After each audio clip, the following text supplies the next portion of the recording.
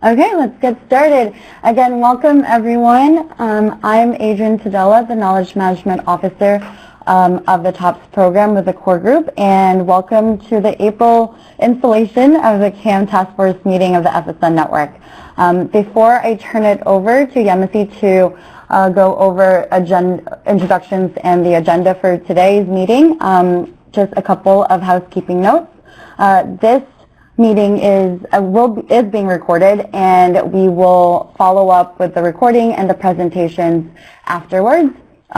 Any questions, comments, or questions about audio issues at all, please type them up on the group chat, and we will bring them up later if questions for the presentation, and then we'll get to your technical or audio issues. But with that, without further ado, I'm going to hand it over to Yemisi to start us up. Great, thank you. I think Ellen is having some audio challenges, so if you could just help her out, please. Mm-hmm. Good morning, everyone, and thank you for joining our April meeting. I'm Yemisi Williams, the Knowledge Management Specialist for TOPS, and I have the entire core group KM team in the room with me this morning, which is nice. So let's have some quick introductions, starting with you, Sheila.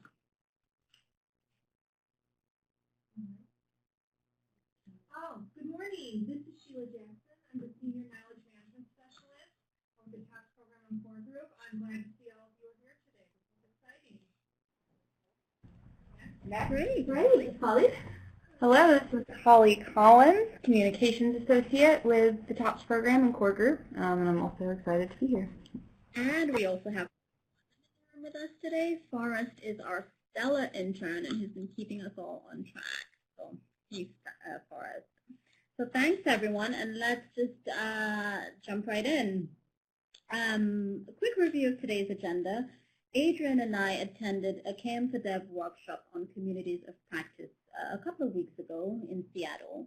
And we wanted to start with spending about 10 to 15 minutes just sharing some of the highlights of the event with you, those key points that we managed to walk away with. And then next we'll hear from Emily Janock on how the recent market analysis of USAID FFP's Corey-Lavie program highlights the impacts that are beyond a program's log frame or its IPDT. And more crucially for us as KM practitioners, Emily is going to talk about how this analysis was used to strengthen program learning. We'll follow her presentation with any questions that you might have, and then we'll wrap up with some Knowledge Management Task Force updates before closing. Okay, so I am going to start with just a brief overview of the Communities of Practice event in Seattle. It was a two-day conference for about 40 participants from across the globe, from the USA, Canada, Belgium, Kenya, and really we spent the time just talking about the current state of COP practice. The event was largely designed by Nancy White of Full Circle Associates, and she had input and support from several other KM4Dev members. So day one was very much a participant-driven day, and everyone really shared their experiences with COPs, and we helped each other to think through the contextual challenges and the questions and resources and ideas that we wanted to share out to the wider KM4Dev global network. And we'll be sharing some of these with you as well over the course of this meeting. And we also talked about the elements of COP practice that are useful beyond or outside the typical COP structure. So things like social learning, community leadership, and we talked about how we can use COPs as a way to change systems, both through ongoing learning and also really paying attention to using what we learn in partnerships and communities, etc.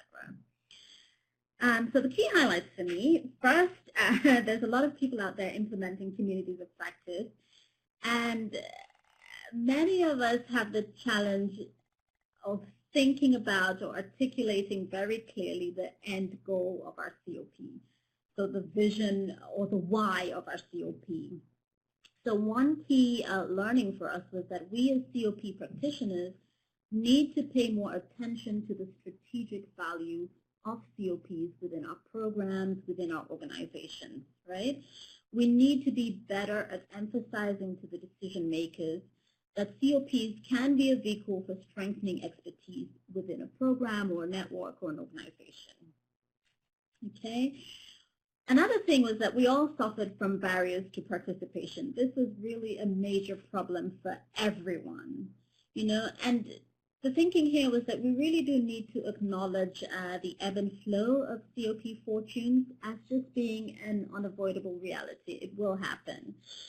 They won't always thrive, but even in times of low traction, they still have value. So in terms of the social learning and the collaboration and the networking that can come from them. But it was really great for me to hear that we all struggle with proving the value of our COPs. And there's really been more movement towards looking at how we can do this successfully. So again, we all have output level metrics, number of visitors to a platform maybe, and things like that, number of visits to a website. But we need to start looking at the higher level changes that occur in the field due to our work on COPs. So for example, instead of obsessing about, you know, getting a high number of posts by an online discussion, look at the ways in which any particular discussion has created value to its members.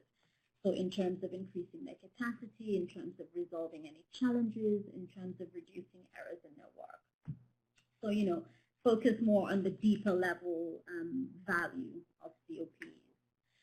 And then there were also a few questions about what happens after participating, what happens after sharing. So we all seem to have a really hard time tracing how people use what is shared or gained or learned from COP participation. And we agreed that to do this, we really need a continuous cycle or loop of learning, reflecting, doing, and reporting back to the COP so that our members are engaged and also using that as a way to measure the value.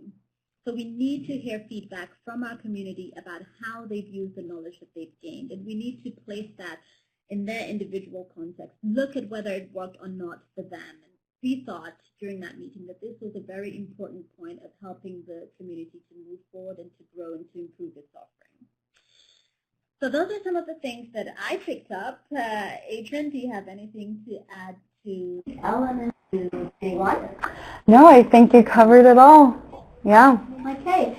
I mean, as we'll be sending you a link to all the resources and the discussions that we had at the Seattle event.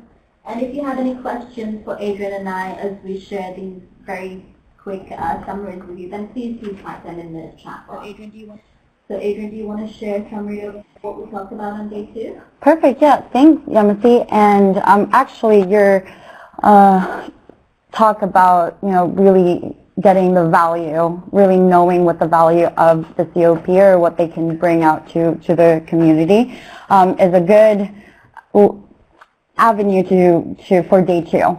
I think that day 1, with the welcome and introductions and then just the exercises between the different communities of practice that were represented there, provided a common ground for all of us to be familiar with each other's COP, right? For the deep dive presentation of the value creation framework by Bev and Etienne Wenger trainers. So on this slide on your screen, actually, the resource is available and on that bullet point for day 2. And then if you click on the title of the slide, that will lead you to the event page of the workshop. But so what is the value creation framework? The value creation framework, as they presented it, is a 5-part cyclical framework that, you know, as Yamasi said, it helps managers of communities of practice state, you know, what is the value add of that community? What difference does their community make, and why, and answering why it is important to sustain them, basically. And in most cases, that would be funding their upkeep. So in basic terms, and I've added the framework there, I don't know if you can see it. well, but if you click on the link, it should give you a better look. But so in basic terms, the flow starts with a learning activity, right? So may it be a one-topic knowledge sharing event, or setting up a forum online, right, for your community. So then that's step one, and then it goes to step two, which measuring what the participants of that learning activity experienced, which then leads to part three, knowing what the participants of that learning activity got out of it, right? And then so for Bev and Etienne, this part one, part two, part three is the usual standard definition of what learning is, right? So you have an activity, you let the participants experience the activity, and then you ask them at the very end what they got out of it. But for them, it doesn't really give full value to that activity. So what the value chain framework, or the VCF, does is it argues for two more parts after those three. And so part four is knowing what the participants did with that learning, and then part five, to do the full circle, is to know the transformation, basically, from their end. So whether it may be individual behavior change or a general organizational cultural change, because of the new knowledge that they've gotten throughout this framework. So I think that from what I got, the VCF focuses on the idea of social learning and the value created in each step of the process. So obviously the very first part, you get the immediate value of like, oh, this is new knowledge for me. Potential value means what I could possibly do to this new knowledge. Part three is applied, and so that means like, okay, this is how I'm going to apply it. Part four is after I applied it, this is what I've realized.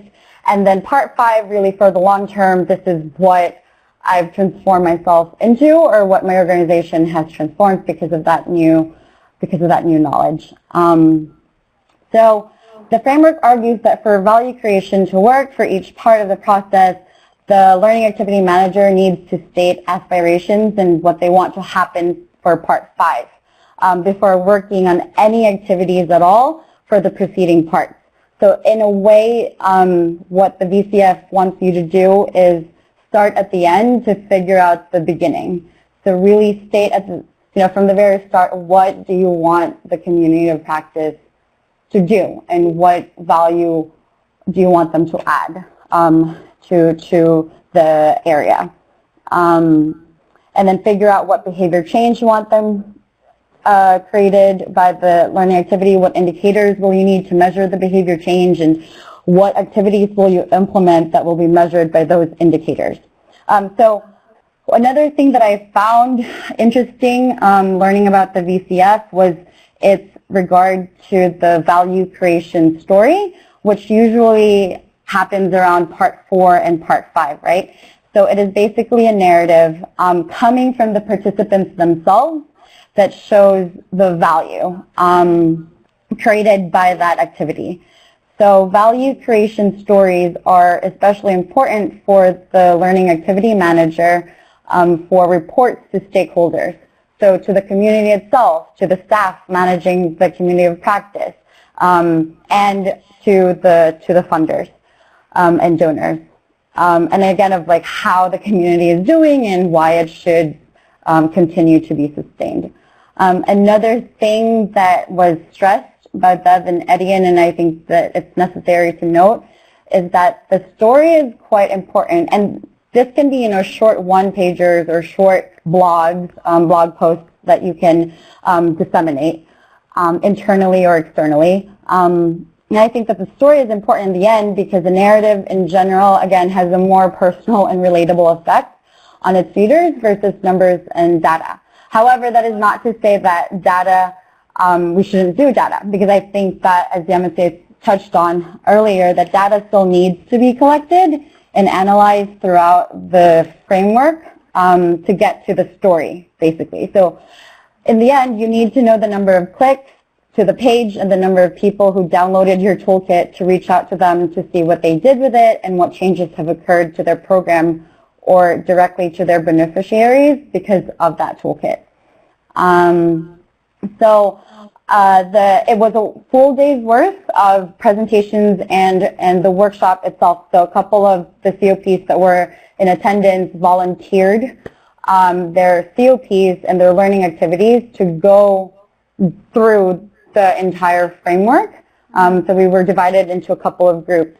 And it was a deep dive in a sense, but we did get through the entire framework. A couple of people presented on them, but I think that time was lacking because we didn't start the workshop until probably after lunch. So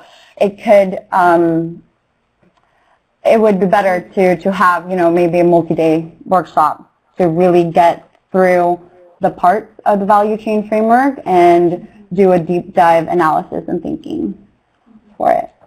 Yeah, overall, that's what I got from day 2. I think that was a really great summary as well. Wow. Laura, some of what Adrian has said touches on your question. So your question is, how does this framework advance other measurement frameworks for learning? So knowledge awareness, application, and adoption. And I think this is a question that we came away with as well.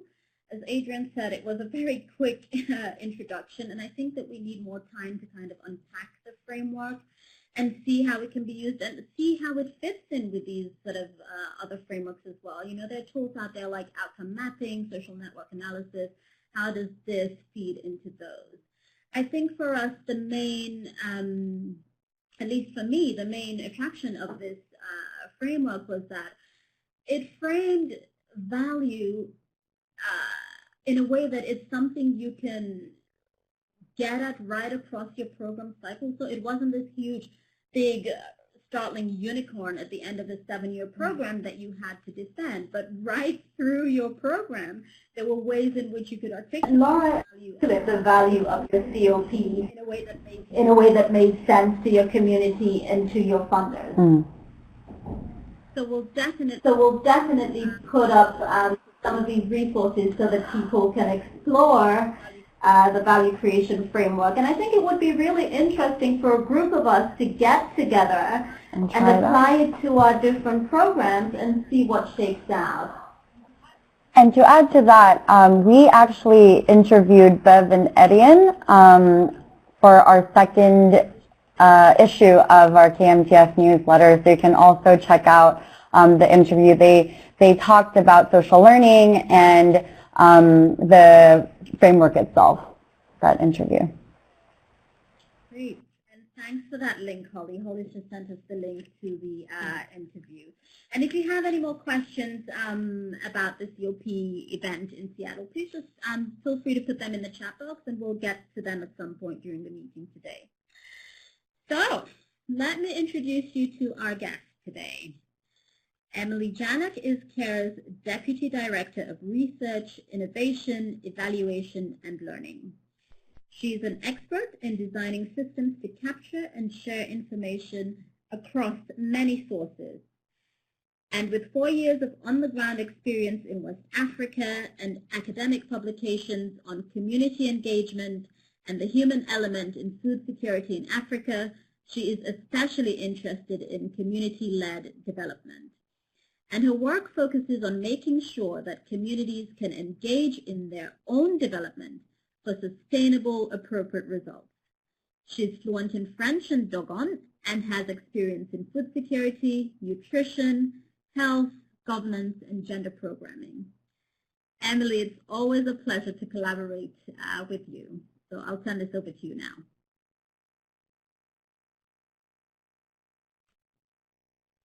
All right, thanks. Can people hear me okay? Yes, we can. Excellent. So we're going to start by doing a little poll before I jump into what our presentation is. So if you think about all of the work that you're doing with your program, how do you test or evaluate hypotheses that you have that aren't built into your M&E system. So if you think about your theory of change, there are all of these assumptions that go into a theory of change, but aren't always built into the actual M&E. So if you have any examples of that, there's a box there to type into the poll, and we'll read a few out if people are working on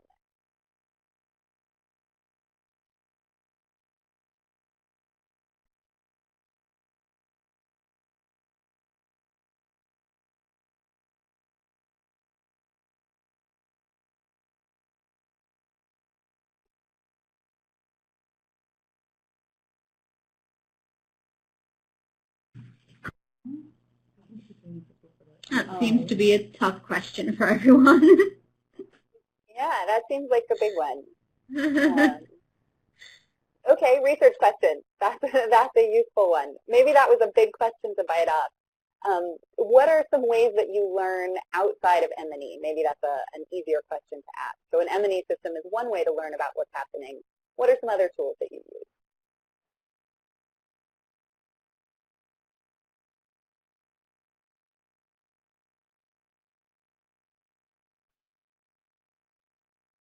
Community of practice, absolutely. Yeah, triangulate with other kinds of data.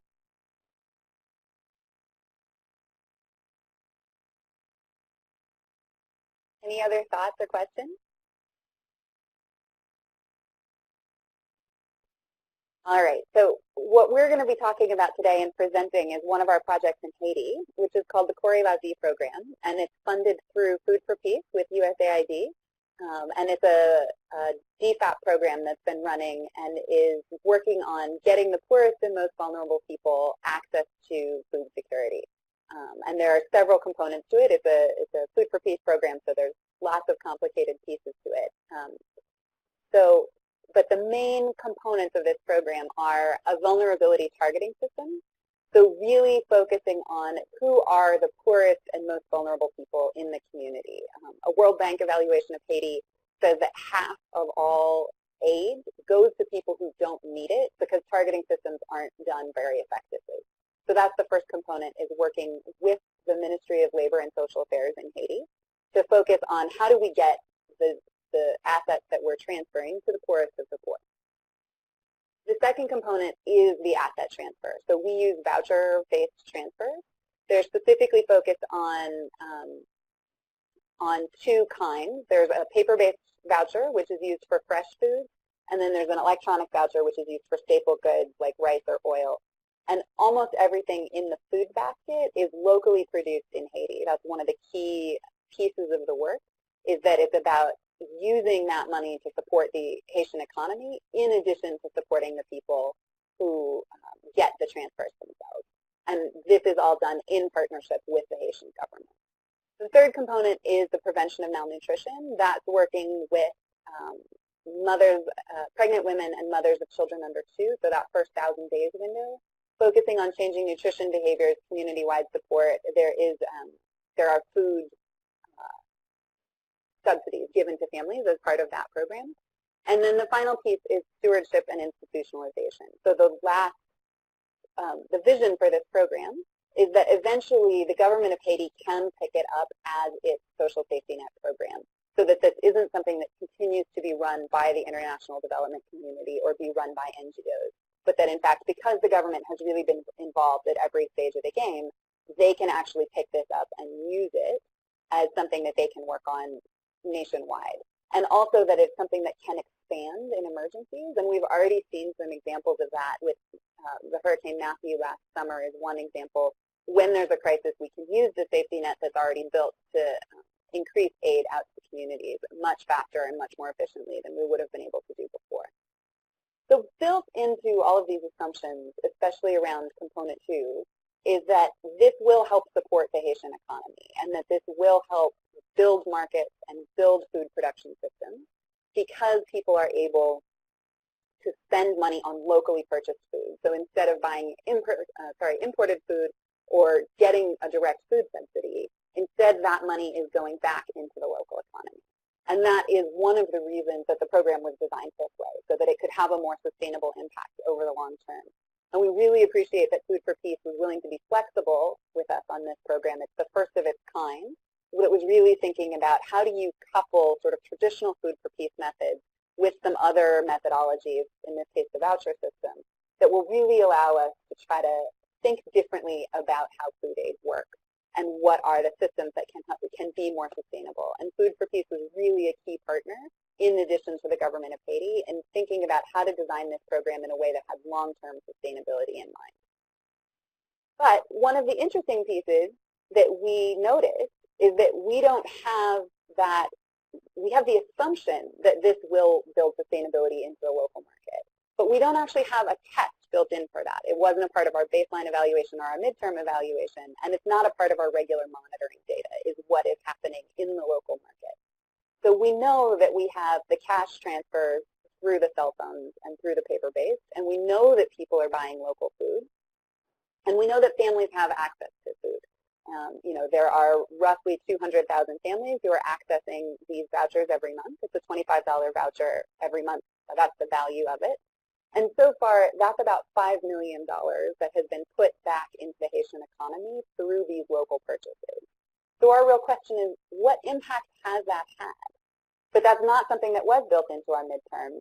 And because this is a program that the final vision of it is that the government of Haiti picks it up and uses it, they don't want to wait until an end-line evaluation to see if that happened or not. We've been having meetings with, you know, we have monthly meetings with the Haitian Ministry of Labor and Social Affairs.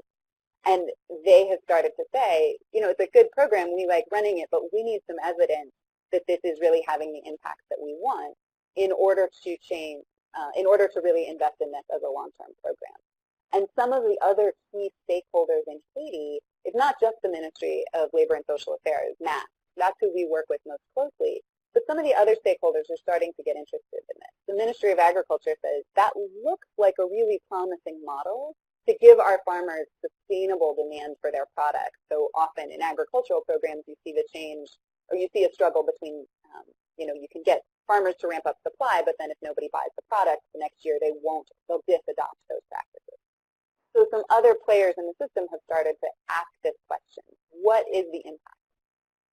So CARE decided that we were going to do a study and try to see what could we find out about the impact that was happening here. And I should mention that CARE is not the only implementing partner on this program. We also work with Action Against Hunger, WFP, and World Vision as some of the key international groups that are working on this program in different areas in Haiti. So we, as a consortium, decided this was a really important question to be able to answer, to get stakeholders on board and to have the kind of sustainability we were looking for. And fortunately, Food for Peace has been very flexible with us and willing to allocate some money towards studying this question, because they share the vision that this will get adopted longer term. So they were willing to help us figure out ways to study the question. So what did we find when we asked that question? The first thing we found was that the businesses were stronger. 96% of the fresh food vendors saw that their profits increased, and 32% of them said that they doubled or higher. The numbers were similar for the vendors who did staple foods. The people who sell staple foods tend to be slightly bigger, more established businesses. Fresh food vendors are very much the women you see in this picture, women who have small businesses in the market. So those are some pieces that they've said, is that they have higher profits, and sometimes it's substantially higher. We also noticed things like they're more likely to be officially registered and more likely to be paying taxes and more likely to have bank accounts than they did prior to involvement with the program. We also found that there are more jobs, and this was something that was really interesting. 43% of fresh food vendors and 61% of food producers, so farmers in the areas where we conducted the study, said that they have hired additional labor because they now have so much demand and it's stable enough that they feel comfortable expanding their businesses and bringing people in as employees to help move those businesses forward. So it's not just that the businesses are growing and are stronger, but that's also supporting employment. And I will say that one of the things that we found in baseline when we were talking to communities about targeting and everything else, they said, yeah, you know, the food subsidies are great, that's really helpful, but what we really want is jobs. Can you help us get jobs? We don't want to have to wait for a food subsidy. So it's been really interesting to see that the voucher program is also creating jobs, and some of those jobs are going to people who are receiving the vouchers. So that's an interesting way to also help people come back out of poverty. We also found that families are healthier. 72% of the fresh food vendors are using their extra resources to feed their families, either to have more diverse diets, more frequent meals, or bigger meals for their families. And 24% are using their profits to send kids to school. Again, this is the fresh food vendors, so those are very much the people who are running small stalls in the market. But it's a really interesting impact that we're seeing is that not just the families who can buy the food are getting better diets, but also the families who sell the food are getting better diets at home. And the education is another piece that we're seeing on both sides of that equation. We also saw that there's more production. So 43% of food producers we talked to increased their production, and 57% of them diversified their crops. So it's not just that there's more food on the market, but there are more kinds of food. And because of the way the food basket is designed, that means that it's a more nutritious food basket that's available locally. 66% of those farmers said that it was easier for them to sell their produce than it was before. So by having connections to the market and a consistent demand stream, that makes it easier for them to sell their produce, which makes it safer for them to invest and to grow because they know there's a place for that to go and it's not going to go to waste. We also found some challenges. This study was not perfect. There are some other things, and the program is not perfect. So there are some pieces that we know we need some more information on, and also that the program could be doing differently. So there needs to be more of a focus on nutrition in the food basket. This varied a lot by region. Corey Levy works in several different regions in the country, and so each region sort of had its own specifics about did they eat more meat or more vegetables, did they have access to fish or to fruit. But thinking about the entire diversity of the diet, that was one sort of consistent piece that came back, was that thinking more coherently about how to pair that component 3 with the nutrition education, how to pair that with the vouchers component so that people were buying more nutritious food baskets. We also noticed that there wasn't a lot of gender information that came back in the study. We know that most of the fresh food vendors are women, but we didn't get a lot of gender disaggregation when we did the study. So that's something that we would want to look at further about how is this impacting men versus women, and are we seeing differences there? We do know that one of the things that happens is women are often part of CSLA programs, some kind of micro savings program, and that a lot of them are using that to become vendors, and that's mostly women. So the business they set up with the credit they have access to is often a vendor marketing role. And we know that that impacts mostly women, but we don't have a lot of clear gender disaggregated information. And we're also noticing that farmers and marketers aren't really using associations as a tool to pool their resources, either to save themselves travel time getting food to and from the field, or to sort of buy in bulk and get better prices, or sell in bulk to get better prices. So those are some pieces that we notice could be going better, are things that we're interested in looking at further. So let's talk a little bit about methodology. I know usually we would start with that, but I kind of wanted to get the results out there because they were really interesting. So what we did is there's a fixed number of vendors in the program. There's almost 700 fresh food vendors and a little over 100 staple food vendors. So they did a sampling that was representative across all of the different regions where we work and sampled 15% of those vendors. So all of the numbers that I cited are statistically significant. Independent consultants that CARE hired designed and administered the qualitative questionnaire. So questions like, did your profits go up? If so, by how much? Those kinds of questions. They designed that questionnaire and they did that independently.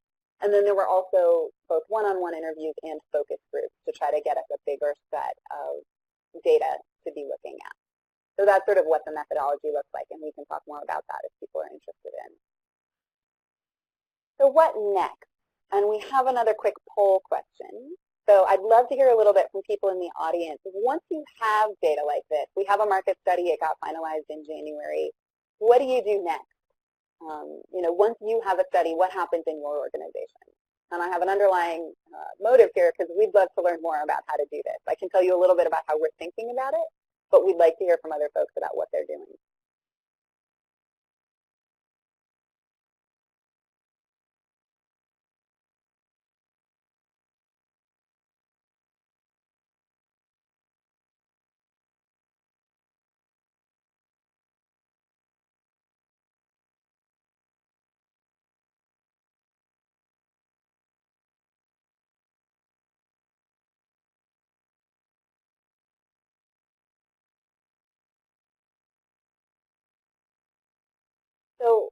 Oh, I see somebody has answered, try to integrate it into operations manuals and then share that back out with staff. So writing that into the guidance that staff are getting regularly.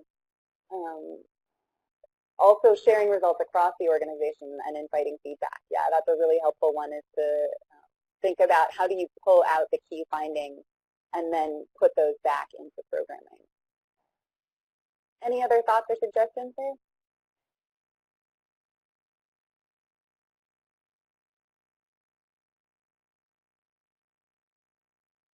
Sharing the results back with the people you interviewed, I think that's a great suggestion, and that's one we do a lot in our programming. It's not one of the things I mentioned here, but it is something that we really focus on, is making sure that participants get to see the results of the studies they fed into. Yep, and sharing the results with advocacy to influence the broader donor community. Absolutely. So we'll leave that open, and people can keep typing if if they have other suggestions to make. I'll keep an eye on that one.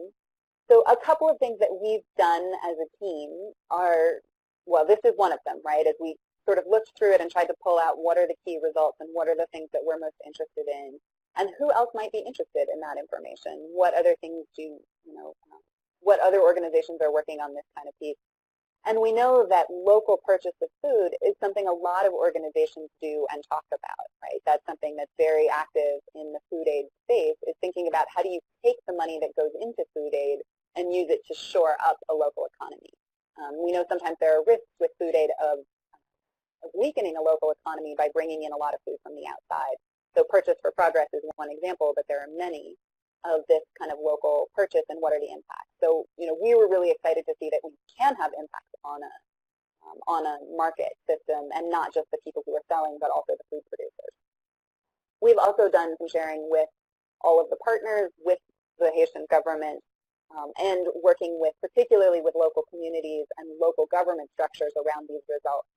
So that's the way we sort of shared that. And the project team itself in Haiti has quarterly meetings where they look at different pieces of different questions that are coming out of the work and different learning that they have, and sort of focusing the whole team, both at regional level and at the national level, around a couple of questions. So they did that with this in February, to really get that information back through the project team and the implementing staff, and come up with some solutions about, okay, now that we've learned this, what does that mean for us? What are some pieces that we're going to do to address the challenges that we saw? Or to strengthen the things that we saw that were really helpful. So, for example, one of the things that came up in the study was that sometimes the market conditions are not as hygienic as you would want, and that's something that, from a WASH perspective, makes us concerned about nutrition. So, working with vendors to really focus on market conditions and make sure that the products have the best possible hygiene, and that the food that people are getting is not causing them problems on the other side. So that's one piece that they're working on, is specifically targeting the vendors around some of those questions. They're also working to connect farmers to agricultural extension, both through local research organizations and universities, and also through government structures. So they saw that farmers were excited and were increasing their production. In order to maximize that, they want them to have access to some technical support. So how do you get the farmers who are now excited and active, how can you plug them into some of the other projects or the other opportunities that are out there in their ecosystem, so that they can have the most effective and the most efficient production there? There's also more of a focus on nutrition. So one of the pieces they're doing is looking at a local version of corn-soy blend, which is what is the USDA-produced food, and it's mixing legumes with cereals so that people have more nutritious flour products that they can use. So that's one of the pieces that they're working on with vendors, is coming up with a way to have a local version of that, so that people aren't buying just a flour, that they're getting something a little more nutritious. They're also working on social accountability for market prices, and this is especially part of what they're doing with the local government and local sort of less formal leadership structures locally. So community organizations or community leadership groups, informal community leaders, is coming up with some tools to make sure that vendors aren't charging the people who get vouchers more than they would be charging the free market, and that there are some reporting systems in place. Back at the beginning, I mentioned that the fourth component of the program is around working with the government. And there's several accountability mechanisms that have been built in to make sure that the targeting is working. And so those accountability mechanisms, they're looking at strengthening those. So it's not just about, are the right people getting vouchers and is the project doing what it's supposed to be doing, but are all the other stakeholders also being accountable to the rules. One of the weaknesses I mentioned is that there is not as much in terms of associations and collective action that we would have expected. So working with farmers and with market actors to sort of strengthen their linkages into associations, but then also to strengthen farmers' links to market and markets' links to farmers to make sure that that demand is consistent and that those pieces, that that market system keeps flowing. So that's another piece that they're working on. And then they're also building partnerships and working with other organizations. Like I said, primarily it's around universities and sort of agricultural offices to make sure that they can support that broader system. So those are some of the big pieces that the project staff have identified as the importance of their, as the important next steps for them as they're moving with this project. And then they also are working with their mass counterparts, their government counterparts, to socialize this through the rest of the Haitian government. They've had some success with that in other areas, so they were able to work with the Ministry of Education to have some changes around the school feeding the school feeding policies in Haiti. So they're really excited about taking this information and using that as leverage to help the government of Haiti come to some better policy options for how they build social safety nets in the future. So that's the end of the slides in my presentation. I see I have one question here, so I'll go ahead and answer Megan's question, and then if other people have questions, please go ahead and type them in and I'd be happy to answer them. So Megan asked if I can share a little bit more about the methodology and how we selected the vendors, and then over what time period we did this and in what season. So the vendors, it was a random selection of, or rather it was a sort of stratified random selection. So they picked a certain number of vendors in each region that the project works in, and then within that region they did a random sampling of the vendors. So it's not a pure random sample, but it's a stratified random sample. And then over what time period, they completed the research in December, and I believe it started 2 months before that. So that's when they were working on it. They did mention that Hurricane Matthew was one thing that has impacted just the whole market system in Haiti, which is of course what we would have expected, is that as as you have those kinds of impacts that are system-wide impacts, you'll see that production fluctuates and markets fluctuate as people are dealing with the crisis.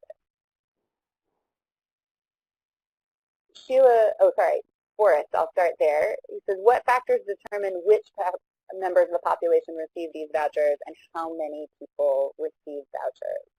So the number of people that receive vouchers, it's a little over 200,000 households who receive them.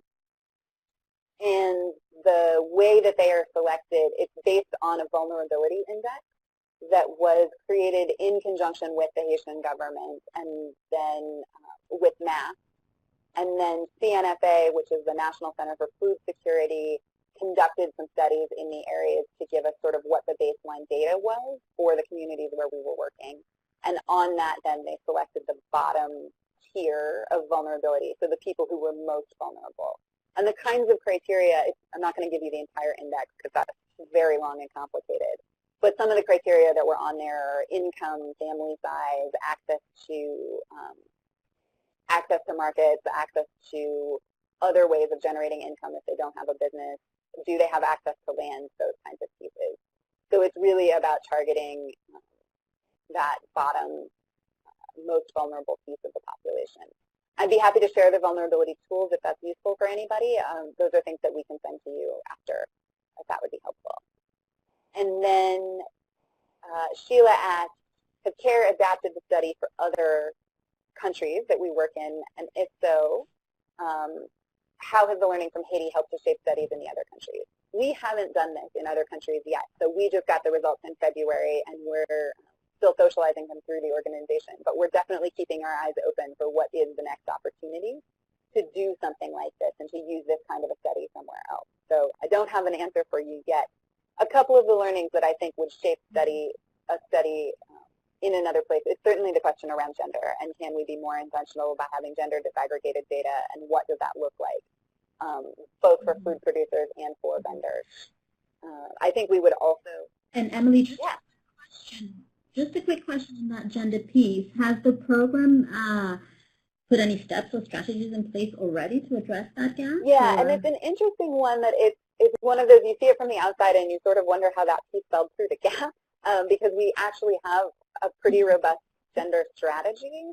And we have, so for example, in the component 3, which is all about nutrition, the project is doing a lot of really interesting work about not just targeting mothers, but targeting fathers and getting champion farmers and fathers involved to build nutrition more effectively. So it was sort of interesting to see that somehow that didn't translate all the way through, and I couldn't tell you exactly where that happened in the process. But it is something that we can do a little bit of backing out of the data based on what the populations are for, you know, as I say, almost all of the fresh food vendors are women, so you can pretty well see how that plays out. With the staple food vendors, it's a little different. But I do think that's something that we would want to correct later. And I know that as they move into doing final evaluations and impact evaluations, that's one of the pieces that they're going to be looking at very carefully, is making sure that we get that built in.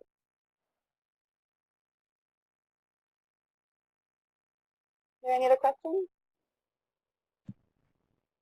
That makes sense. Thank you, Emily. Any other questions for Emily? I have another one whilst we wait. So I wanted to talk a little bit more about the adaptive management processes that came from these results. So you mentioned that now you're working with, the program is working with vendors and local authorities to improve hygiene conditions in local markets. You're working on reinforcing market linkages. And these all sound like activities that weren't originally planned for and resourced.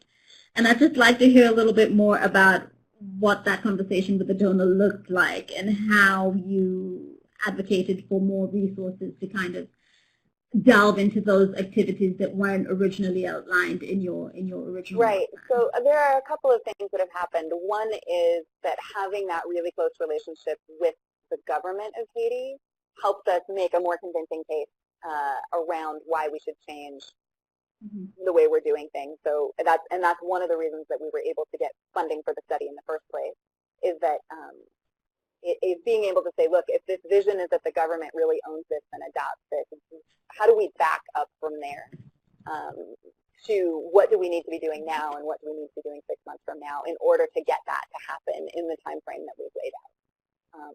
So that's one of the pieces that I think has been really helpful, is having that government buy-in and having not just the implementing partners say, hey, we're going to change something, but this is about the broader system, and have that idea about advocacy and who the other stakeholders are who need to buy in and what kinds of information are helpful for them. I think that really helped us get buy-in from USAID.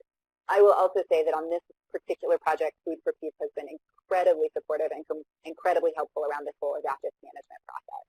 And thinking about what are the pieces we need to know, because it isn't a standard food aid project. This is something that is designed to last for the long term, and it's something that is designed for us to be able to pass on to a partner that isn't an international NGO. So one of the things that the Haitian government struggles with right now is that MAF can hire qualified staff, but they have a hard time keeping them, because those people can get paid a lot more in the international system, right? So going to work for a CARE or a World Vision is much more, or a private company, is much more lucrative than is working for the government.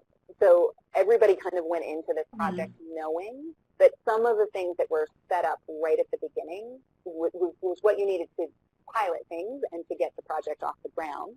We're going to have to change as we went along and to sort of reformat it to make sure that the government could pick it up and use it. So I think everybody shared that vision from the beginning, and that's one of the reasons we've been able to get buy-in around making these kinds of changes. I think we also have a project leadership and a project staff that are really excited about learning and really interested in trying to make this the best it can be. And so they're asking themselves these questions all the time and having conversations about what are we learning and how could we be doing it better in a way that's been, I think, really interesting and helpful. Great, thank you. And there's another question from Sheila. What was the Haitian government's reaction to these results? I wish I had an answer for you. I don't know. And that's one thing we can certainly follow up on. I don't have one of my colleagues from Care Haiti here, but I would love to hear, sort of what the specific reaction has been. I know there has been buy-in for these pieces around trying to connect to the Ministry of Agriculture and trying to connect to other partners to support that agricultural system and the expertise there. But I don't know sort of what their plans are next. I do know for them, there's sort of two big pieces of value. I see that's another question Sheila typed into the chat box. One is around MAST is one player in the Haitian government, but they're certainly not the only one. And they're also not necessarily the biggest one. So the fact that they're running a program is something they're really excited about, but doesn't guarantee broader budget buy-in for them in the longer term. So being able to make this case to other ministries and to other parts of the government that, hey, if you give us the money to do this, it will help you, is something that they're really interested in. And they are trying to figure out, how do we have a social safety net? One of the reasons Corée La Vie got started when Food for Peace was first putting together the RFA was because the Haitian government was interested in developing a social safety net. In fact, the First Lady had gone to Brazil to see Bolsa Familia, and they were excited about the idea of doing that, but knew they didn't have the capacity to build it and manage it themselves right away. And so that's one of the pieces that to keep that political buy-in, that First Lady is no longer a part of the Haitian government. So to keep that political buy-in, MAST feels like they really need evidence that will help convince people this is not only is a social safety net something good to do, but this way is going to work for more than just the beneficiaries who get that voucher themselves. Right. Great. We'll just give Mara some time to finish typing. And Mara is... Anyone else have any questions? Mara is closely involved with the Corée La Vie project, so she may either have a question or she may have some expert advice to share that I'm unaware of. So either way, it will be great.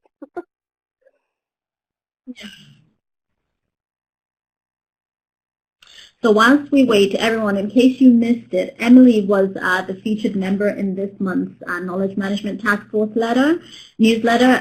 Please check out her interview if you haven't seen it already. She's really been one of the greatest supporters of the KMTF. So thanks, Emily. Oh, well, thank you. I just learned lots of fascinating things working with you guys, so I really enjoy being a part of it. Thanks for the opportunity to share. The knowledge management piece and learning is something that I think we all want to do, but we all struggle to find the best ways to do it. There are no perfect answers here. So I always love to hear what other people are working on. So what Mara has typed video. What Mara has typed is Go ahead. The program staff in Haiti are working more closely with the Ministry of Ag to build the support for extension for producers. So that's one of the key pieces that I think they're really excited about. And that should be happening in the next few months. So that's a part of the process. And I do think, I mentioned it just for a minute earlier, last year they had a similar experience working with the Ministry of Education. There was a pilot piece in Corée La Vie that was around locally sourced school feeding programs, which is something that the Haitian government has been interested in since before the earthquake. And CARE ran a pilot on that turns out to be more expensive than many other kinds of school feeding programs, but also turned out to have really high benefits in terms of local vendors and building businesses and local farmers. So by presenting that evidence to the Ministry of Education, they were able to get the Ministry of Education to build that in as the recommended model in their school feeding policy. So I think everybody who was involved with Corée La Vie was really excited by that experience and the idea that evidence really is something that the Haitian government is trying to pay attention to. And bringing that kind of evidence to the table makes changes that impact well beyond any program we can run by ourselves. So I think that's part of where the buy-in for this came and part of why they're so excited to be reaching out to many different stakeholders in the government. Okay. And it seems that they're very responsive as well, which is good if they're planning to do this extension over the next few months. So, Emily, many, many thanks for your time today. We're grateful, as always, for the insights that you've shared to help us think about how we successfully evaluate and learn from these unintended impacts within our programs. We hope to see you again soon. Yeah, of course. And enjoy Spain. Everyone, Emily's working in Spain this week. So there's some quick updates on some of the things that we're hoping to accomplish this year. And I saw that Michael was typing. Please go ahead if you have any more questions. Type them in. Okay, so it was just a thank you to you, Emily. So a quick update on some of the things we're hoping to accomplish as a task force this year. The collaboration between TOPS Knowledge Management and the Monitoring and Evaluation Task Force is still ongoing, and we're working on developing guidance for these two sectors to show how they can work together during the various stages of the program, so design, implementation, review, in a way that strengthens overall program quality and impact. So we're just shaping our initial thoughts around this. We will certainly share what we have to both task forces for your input and for your guidance as well. We're also working on core competencies for KM staff. We know there are some resources out there, and we wanted to add our voice to the body of knowledge that's out there. Again, we will share these with our task force for comments and feedback. And the most exciting thing for us now is we're designing and planning our next knowledge sharing meeting, which we're definitely having July 19th to 20th in Washington, D.C. So as always, the meeting is a chance to engage with the food security and nutrition community. And TOPS will also be looking at some of our accomplishments over the 7 years, looking at what we've learned, kind of delving into the gaps in our knowledge and in food security and nutrition programming in general that still need to be addressed. So please come and join us in DC if you can. Registration will open this week. And we're also looking for presenters to host lunchtime table discussions. And these are 50-minute long discussions over lunch, which give people an opportunity to share any innovative tools or resources that they've been working on and to get feedback from participants. So if you're interested, please send me an email and we can have a chat about it. I think that's it from us. Is there anything else, Sheila, Adrian, Holly? We're all good? Okay. A huge thank you to everyone who joined us today. We appreciate your time and engagement with the task force. As usual, we'll have the meeting notes, a copy of the recording, and all the resources that we've spoken about today posted on the FSN network soon. And we'll share that link as soon as it's ready. If you haven't checked these out yet, please have a look at our online discussion forums. It's really a great space to kind of have your questions about various techniques and challenges answered, so please contribute there. And thanks so much again for joining us today. We hope to see you all soon. Thank you, Emily.